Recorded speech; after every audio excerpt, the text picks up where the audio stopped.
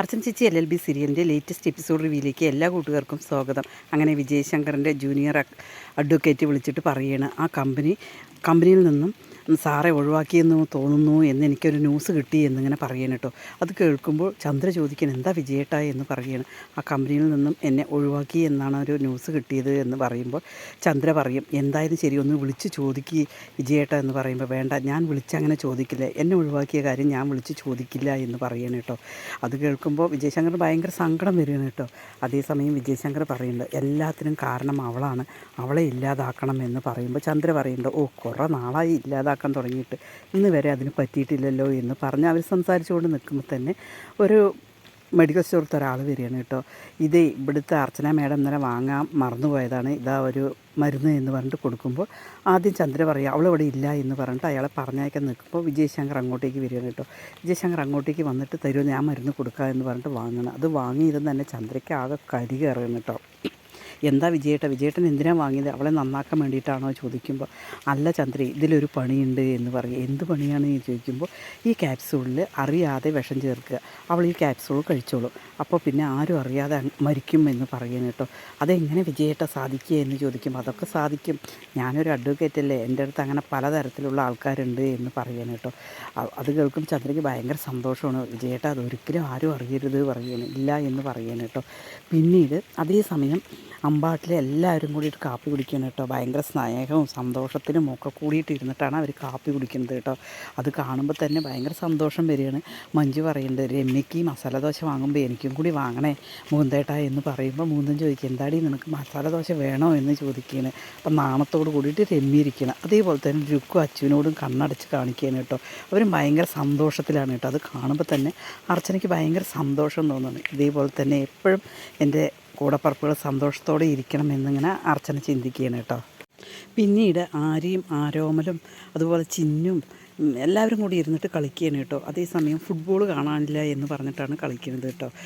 ആര്യ വാദിക്കുകയാണ് കേട്ടോ. ആര്യം അതേപോലെ തന്നെ ആരോമലും വാദിക്കുന്നുണ്ട് കേട്ടോ. ആര്യ പറയുന്നുണ്ട്, ആരോമലിൻ്റെ ബാഗിൽ നിന്ന് ഞാനത് കണ്ടു എന്ന് പറയുമ്പോൾ, കാറ്റഴിച്ച ബോളാണ്, അതൊരിക്കലും ശരിയല്ല എന്ന് പറയുമ്പോൾ അവരിങ്ങനെ തർക്കിക്കുകയാണ് കേട്ടോ. അതിനുശേഷം ആര്യയാണ് ജയിക്കുക. ആര്യ ജയിക്കുമ്പോൾ ആരോമൽ ചോദിക്കുന്നുണ്ട്, എന്താ എപ്പോഴും ചേച്ചിയാണല്ലോ ജയിക്കുന്നത് എന്ന്. ഇവരിങ്ങനെ കളിച്ചുകൊണ്ടിരിക്കുമ്പോൾ തന്നെ ചന്ദ്രയും വിജയശങ്കറും അത് ഒളിഞ്ഞ് നിന്ന് കേൾക്കുന്നുണ്ട് കേട്ടോ. അവർക്ക് ഭയങ്കര സന്തോഷമാണ് കേട്ടോ. അവരെന്നിട്ട് പറയും, നിങ്ങളുടെ കളി ഞങ്ങൾ കണ്ടിരുന്നു, നന്നായിട്ടുണ്ട് എന്നിങ്ങനെ പറയുകയാണ്.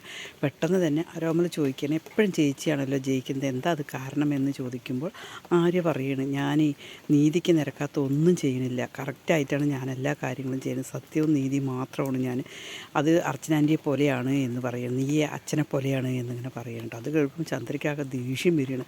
ചന്ദ്ര ഓടിപ്പോയിട്ട് ആര്യ അടിക്കുകയാണ് കേട്ടോ. അത് കാണുമ്പോൾ വിജയശങ്കർ പറയും, എന്തിനാണ് അടിക്കുന്നത്, അടിക്കേണ്ട നീ എന്ന് പറയും, അവൾ പറഞ്ഞത് കേട്ടില്ലേ നിങ്ങൾ എന്ന് പറയുന്നുണ്ട്. പിന്നെയും അടിക്കുകയാണ് കേട്ടോ.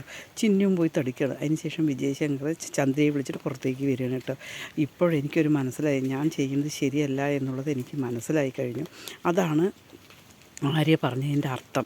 ഏതായാലും ശരി, അവളെ ഇങ്ങനെ വിട്ടാൽ ശരിയാക്കില്ല, അവളെ ഇല്ലാതാക്കണം എന്നിങ്ങനെ പറയുകയാണ് കേട്ടോ.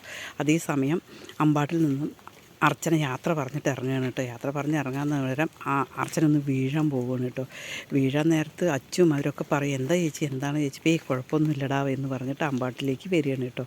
അതേസമയം രാത്രി വിജയശങ്കർ വരികയാണ്. വിജയശങ്കർ വന്നിട്ട് മരുന്നൊക്കെ ശരിയാക്കിയിട്ട് ചന്ദ്രയുടെ അടുത്ത് കൊടുക്കുകയാണ് കേട്ടോ. ചന്ദ്രയ്ക്ക് പെട്ടെന്ന് മനസ്സിലായി, ഇതേതാ വിജയേട്ട ആ ഗുളികയാണ് ചോദിക്കും. അതെ, നിനക്കത് മനസ്സിലായില്ലല്ലോ, ഇല്ല, അപ്പോൾ പിന്നെ ഒരു കുഴപ്പമില്ല, പക്ഷേ ഇതൊരു മരണ വീടാണ്, ഇവിടെ പലരും സംശയിക്കും, അതിനനുസരിച്ച് വേണം പെരുമാറാൻ, ആരെയും ചിന്നുവിനെയാണ് അധികം ശ്രദ്ധിക്കേണ്ടത് എന്ന് പറയും. അതൊക്കെ ഞാൻ ഏറ്റു എന്ന് പറയും കേട്ടോ. അവൾ പിടഞ്ഞ് മരിക്കുന്നത് കാണാനായിരുന്നു എനിക്കിഷ്ടം, പറയില്ല, ഇതൊന്നും ഉണ്ടാവില്ല, ഈ ഗുളിക കഴിച്ചു കഴിഞ്ഞാൽ സൈലൻ്റായിട്ട് കിടന്ന് മരിച്ചോളും എന്നിങ്ങനെ പറയണം.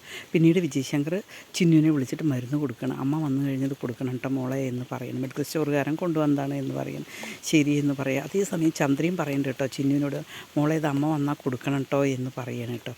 അതേസമയം രാത്രി ചിന്നു അമ്മയുടെ അടുത്ത് വന്നിട്ട് ഇങ്ങനെ സംസാരിക്കണം കേട്ടോ.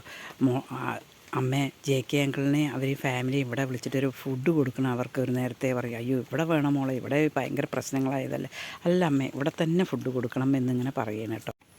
പിന്നീട് ചിന്നു പറയും ഒന്നില്ലേ നമ്മുടെ വീട്ടിലോ അല്ല വല്ല ഹോട്ടലിലോ കൊടുക്കാമെന്ന് പറയണം കേട്ടോ. ശരി എന്ന് അർച്ചന പറയണം. അതിനുശേഷം അർച്ചന പറയും എന്തൊക്കെ ശരിയാണെങ്കിലും നിൻ്റെ പഠിപ്പ് ഉഴപ്പരുത്. അമ്മ എത്ര കാലം നിൻ്റെ കൂടെ ഉണ്ടാവുമെന്ന് അറിയില്ല.